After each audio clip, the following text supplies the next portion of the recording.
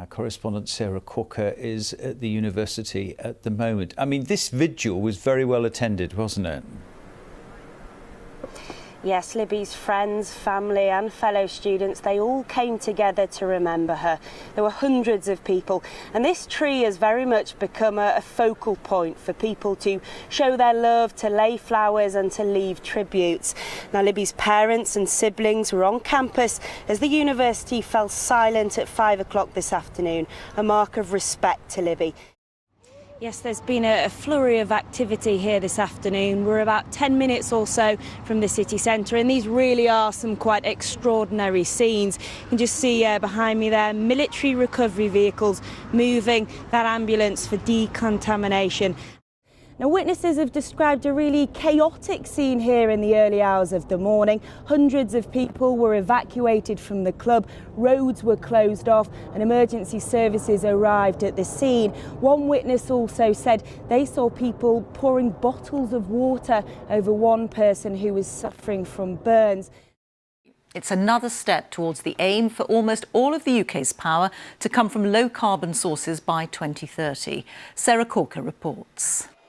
On the East Yorkshire coast, hundreds of these huge wind turbine blades are stacked up like dominoes. Soon they'll be shipped off to what will become the world's biggest wind farm in the North Sea. They're made in our blade facility, which is just to our right, so these are made in Hull. This is one of only 2 factories in Britain that makes these blades. And today's offshore wind deal between the government and the industry is set to accelerate this green revolution. It's the coming of age of renewable energy. It's going to become the backbone of the UK energy supply. So I think it's a huge step, both from a government signalling what they want to do with energy policy and the industry getting itself ready to provide it. At the moment, offshore wind provides around 7% of British power, but that's due to increase to more than 30% by 2030, tripling the number of green-collar jobs to 27,000. And the industry will invest £250 million in a growth fund. We're high above the Humber estuary here, and coastal communities in Yorkshire and Lincolnshire have greatly benefited from the rapid growth of wind power. And now the industry is expected to double in size by 2030.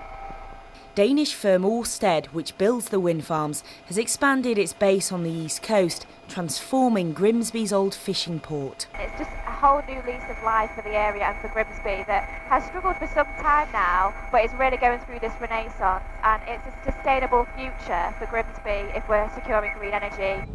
But environmentalists warn that as plans to expand nuclear are delayed, these wind power targets don't go far enough to keep our lights on.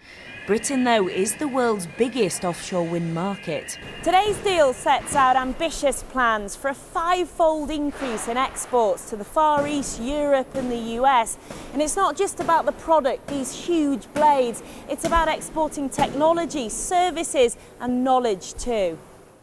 Well, our correspondent Sarah Corker is in Sunderland, and Sarah, you've also been with the fans today. Yes, it's incredibly busy, it's been incredibly noisy, and fans here still can't quite believe what they've seen. When the final whistle went, this crowd, it just went crazy. They erupted, beer was spraying everywhere, we saw a sea of flailing arms and legs, sheer joy. And I've got some fans with me now who can't quite believe it either. Just tell me, when that final whistle went, what went through your head? It was just unbelievable, it was just great to get through. What effect is the hot weather having, Sarah, on the vegetable crops where you are? Peter, farmers are under pressure. They say they've had a double weather whammy. A really long winter, a cold spring and now this prolonged heat wave. And just look at the soil here. You can see how cracked and dry it is. In this one field, 50% of this broccoli crop has failed. And now what farmers really need is some rain. Local firms say that they could struggle to find the drivers they need to transport the UK's food, medicines and raw materials. As Sarah Corker reports. They're the people who keep our shop shelves stacked, our parcels delivered and Britain's trade moving. Each year, the nation's lorry drivers travel thousands of miles to and from the continent. Normally I'm in France at least once a week. But across the UK, there's a severe shortage of truckers. There's so many people retiring. There's not many coming into it. Nowhere near the amount, and I don't know what they're going to do, really. For more than a decade, Eastern European drivers have helped to fill vacancies, but now Brexit is beginning to bite. If we do sort of leave with that cliff edge and the no deal, in a few months' time, we could lose access to quite a significant number of drivers quickly. New immigration rules could make it harder for EU drivers to live and work in the UK, and some of those already here are now leaving. It's a little bit a disaster, you know. You don't want us anymore in the UK.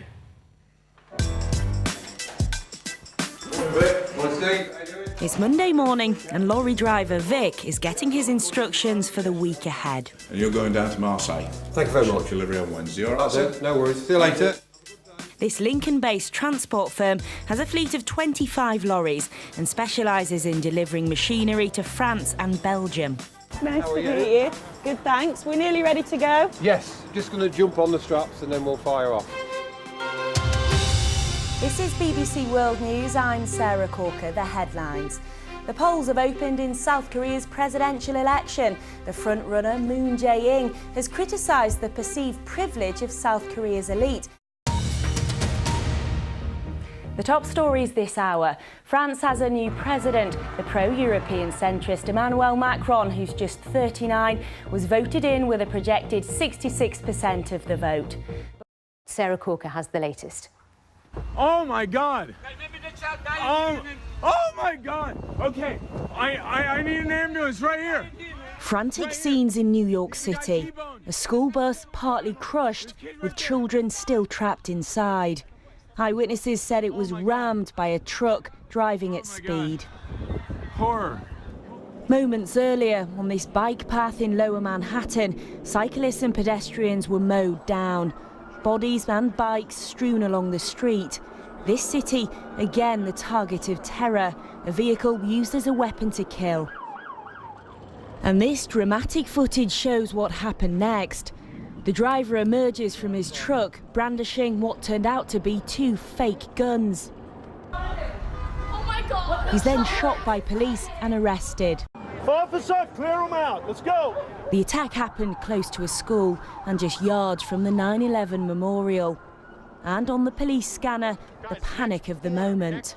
Central, be advised, we have multiple people on the ground from Chambers all the way up to Houston.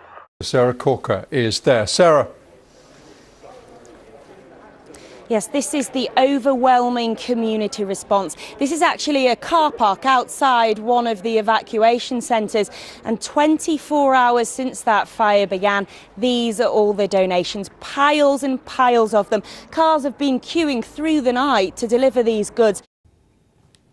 More now on our top story and the countdown to Brexit. Over the years, hundreds of thousands of Britons have chosen to set up home in other EU countries, with more than 300,000 in Spain alone. Our correspondent Sarah Corker has been to the south of the country to find out how some expats are coming to terms with all the changes that lie ahead. Parts of the Costa del Sol look and sound more British than they do Spanish. More than 300,000 expats live and work in Spain. And 6 months till Brexit Day, some are now bracing themselves for a bumpy ride. You see, the Spanish aren't going to stop Brits coming to Spain. They're not going to get shut of us. We pay too much money into the system. Steve and Jill opened the Mariners Bar near Torremolinos 4 years ago, a little slice of Grimsby in the Spanish sun. And the football theme is quite prominent. That's mine, yeah. Do many of your customers, your friends here, do you talk about Brexit much? Most people are just fed up with it. I don't think it's going to be as clear-cut and as easy as everybody thinks it's going to be. The couple say Brexit actually galvanised their decision to emigrate permanently. We thought we'd best move lock, stock and barrel to Spain before Brexit hits.